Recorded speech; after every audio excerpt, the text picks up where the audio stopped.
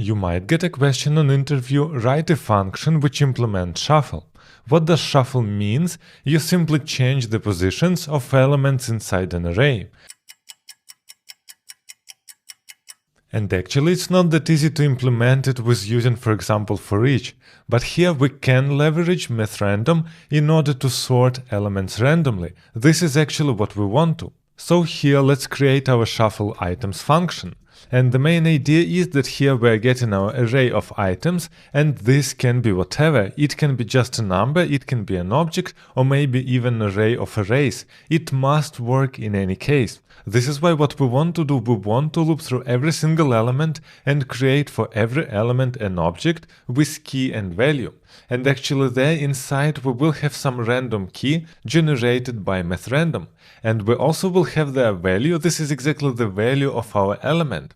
In this case we can sort by this field, our array, and then just remove this random key. Let's do this now. So I want directly here to return our items, and first of all I am calling map. And here we have access to every single element. Let's name it item. And what we want to do, we want for every single element to return an object with two properties. Let's name this property sort, because actually this is a property for sorting, and here we just write mathrandom. So here we will have our random property, and the next one will be value. And inside value we are storing our item. So actually when we check our code in browser now, so we're just calling our shuffle items, for example with 1 and 2, as you can see back we are getting two objects, sort and here random number, and value is value of our item. And this is actually extremely good because here inside value we can store numbers, objects or arrays. It doesn't actually matter for us. After our mapping, we want to sort our elements inside this array by this sorting property.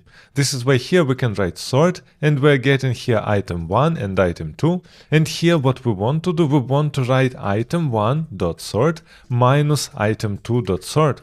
And actually we know that sort is a numeric property, which actually means here we can simply use subtract and not write -1 and 1. It will sort it correctly. But for us, order doesn't matter at all because we just need to sort it to change positions. And after we change positions, we want to get our values back. For this, we must write one more map, and here we have, let's name A, because this is our object. And we want to read here A.value, and actually this is our item that we stored here inside every single object. Let's check this out. I'm reloading the page. Here shuffle items 1, 2. We're getting to 1. I'm calling it again. Here to 1 again. Here 1, 2. Which means it is working with any elements and it just shuffles it. And actually this is an amazing way to solve this because we are leveraging here mathrandom, and for every single element we're creating this sorting and value, and we simply sort these random numbers and now it is shuffled. And after this we are just getting our items back. So this is the easiest and the most correct way to shuffle elements inside array.